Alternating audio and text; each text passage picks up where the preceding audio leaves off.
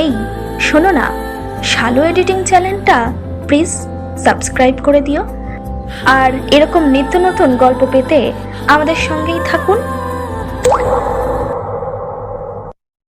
তোর পায়ে পড়ি, আমার ছোট্ট মেয়েটারে এনে দে। কত না কত শত্রু বানাইছিস, তা তুই জানিস। আমার মেয়েটারে বলি দিস না। বিকেল 4:30, রাজাপুরের রাস্তায় মাত্র চাকা রাখলো ড্রাইভার।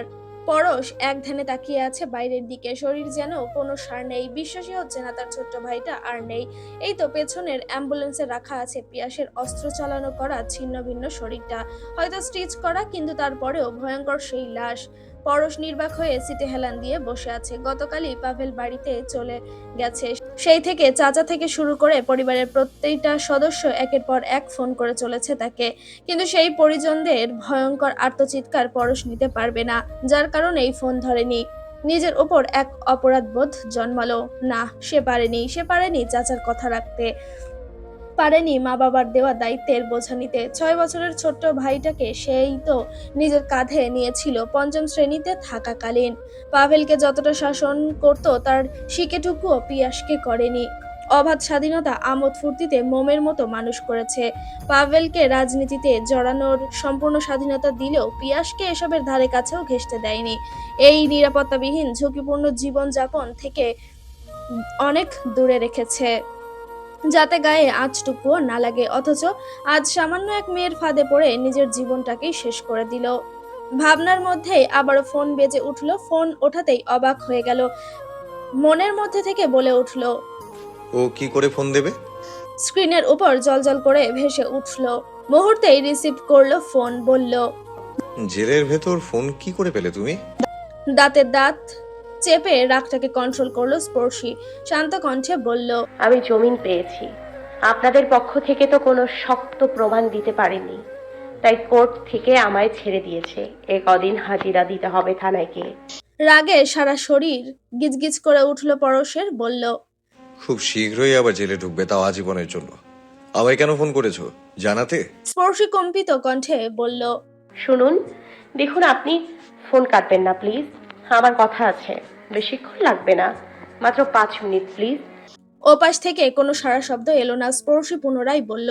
দেখুন, আপনার সাথে আমার কোনো শত্রুতা নেই, ইনফ্যাক্ট আপনার ভাইয়ের সাথেও ছিল না, কিন্তু পিয়াসের এই উগ্র কাজকর্মগুলোর প্রতিবাদ করতে গিয়ে একটা সময় এমন হয়ে গেছে যে আমি কেন, ভার্সিটির কেউই ওকে সহ্য করতে পারে না। ও ভার্সিটিতে আসা প্রতিটা নতুন মেয়ে স্টুডেন্টের র্যাগিং করত, প্রতিটা মেয়েকে উত্ত্যক্ত করত। আর বিশ্বাস করুন, আরশির সাথে ওর কোনো সম্পর্ক ছিল না। আমার বোন তো ওকে চিনতই না, মাত্র ইন্টার ফার্স্ট ইয়ারে পড়েছে ও, একদম বাচ্চা, ভীষণ ভীতু। আপনার ভাই আমায় পছন্দ করত, কিন্তু আমি ওর প্রপোজালে কখনো রাজি হইনি, বরং ওকে অপমান করেছি, বারবার আমায় বিরক্ত করায়। শেষে ও আমার উপর ক্ষোভ মেটাতে আমার বোনকে তুলে নিয়ে যেতে চেয়েছিল সেদিন। ওর বন্ধু বান্ধব সাথে ছিল, যার কারণে আমি ওকে পিটিয়েছিলাম ক্যাম্পাসে। আর ওটাকে ভিডিও করেছে আমি জানি না, আমি এগুলো সম্পর্কে কিছু জানি না। বরঞ্চ আমি ওই দিন ডিপার্টমেন্টের গ্রুপে ভিডিওটা যেই ছাড়ুক সেটা ডিলিট করার ব্যাপারে একজন সাইবার এক্সপার্টের সাথে কথা বলছিলাম, কিন্তু আমি বুঝতে পারিনি মাঝখানে পিয়াস হুট করে এমন একটা কাজ করে বসবে। প্লিজ বোঝার চেষ্টা করুন, এত কিছুর মধ্যে আমার বোন একদম নির্দোষ, ও কিছু জানেই না। ছেড়ে দিন ওকে প্লিজ। আচ্ছা ঠিক আছে, আপনি ঠিকানাটা বলুন, আমি গিয়ে নিয়ে আসবো। প্রমিস, আপনার নাম আমি কাউকে বলবো না, আপনার পলিটিক্সে কোনো প্রভাব পড়বে না। হ্যাঁ, আমার বোনকে দিয়ে দিন, আমি তো মেরেছি পিয়াসকে। আপনি যা করার আমার সাথে করুন, ওকে ছেড়ে দিন প্লিজ। ভীষণ ভয় পায় ও, আপনি আমার বড় ভাইয়ের মতো, প্লিজ আরশির ক্ষতি করবেন না ভাইয়া। পরশ সব শুনলো, তারপর ধীর কণ্ঠে বলল। আমার ভাইয়ের লাশ পেয়েছি, নিজের হাতে ওকে নিয়ে যাচ্ছি। অ্যাম্বুলেন্সের শব্দ শুনছো? ও আমার পেছনেই আছে। তুমি খুব দায়িত্বের সাথে ওর লাশটা আমার হাতে তুলে দিয়েছো, তাই না? চিন্তা করো না, আমিও খুব যত্নের সাথে তোমার বোনের লাশটা তোমার হাতে পৌঁছে দেব, হিসেব বরাবর। ওকে? চমকে উঠল স্পর্শী, রাগে যেতে হাতের ফোনটা ছুঁড়ে মারলো বিছানার উপর। রাগে মাথার চুলগুলো খামচে ধরলো, নিজেকে ভীষণ অসহায়ের মতো লাগছে। ছোট্ট বাচ্চাদের মতো হাঁটু ভর করে এগিয়ে গেল ফোনের কাছে, চিৎকার করে বলল। কুত্তার বাচ্চা, তোকে আমি খুন করব আমার বোনের ক্ষতি করার চেষ্টা করলেও। তুই আমার কথা বিশ্বাস করলি না তো? তোর ওই ভাই আর জানোয়ার বন্ধুগুলোর কথা শুনলি তো? খুব পস্তাবি। আমার বোনের ক্ষতি করবি না। তোর ভয় আরো একটা আছে না তোর? প্রথমটাকে খুন না করলেও পরেরটাকে করব, একদম বিনা অপরাধে। আর শোন, তোর সাহায্য আমার কখনো লাগবে না। থুঃ, আমি আমার বোনকে নিজে খুঁজে নিব। মুহূর্তেই পরশ ফোন কেটে দিল, কেননা পিরোজপুর এসে গেছে। পিরোজপুরের মধ্যে ঢুকতেই পরশের ভেতরটা মুচড়ে উঠল। সে কি করবে, কি উত্তর দিবে সবার কাছে? মাথায় কিচ্ছুই আসছে না, শুধু বাজছে অ্যাম্বুলেন্সের সাইরেনের শব্দ। শিকদার মহলে গাড়ি ঢুকতেই কান্নার রোল পড়ল পুনরায়। গাড়ি থেকে বের হলো না পরশ, যেন পাথর সমান বোঝা বয়ে এনেছে সে। চোখ বন্ধ করে সিটের সাথে হেলিয়ে বসে রইল। সবাই লাশ নিয়েই ব্যস্ত। পিয়াসা বেগম হাউমাউ করে কাঁদছে। পেটে না ধরলেও প্রায় 2.5 বছর নিজের বুকের দুধ খাইয়ে বড় করেছে। দেবরের সদ্য মা মরা ছেলেকে কোলে নিয়ে নিজের কোলের 2 বছরের ছেলেকে মাটিতে সরিয়ে রেখেছে। আদর করে নিজের নামের সাথে মিলিয়ে নাম রেখেছে পিয়াস। এত মায়া, এত ভালোবাসা কি আজকের এই লাশ দেখার জন্য জন্মেছিল? এর থেকে জন্মের সময় মারা গেলেই তো হতো। আমজাদ শিকদারকে ধরে অঝরে কাঁদছে ছোট ভাই মতিউর শিকদার। গত 24 বছর ধরে প্রিয় স্ত্রী চলে গেছে। মায়ের অভাব ভোগ করবে না বলে বাবা হয়েও আজীবন ছেলের থেকে চাচা ডাক শুনে হজম করেছে এই দিনের জন্য। ছেলেটা এভাবে চলে যাবে কে জানতো? জানলে একবারের জন্য হলেও ওই মুখে বাবা ডাক শোনার জন্য মরিয়া থাকতো সে।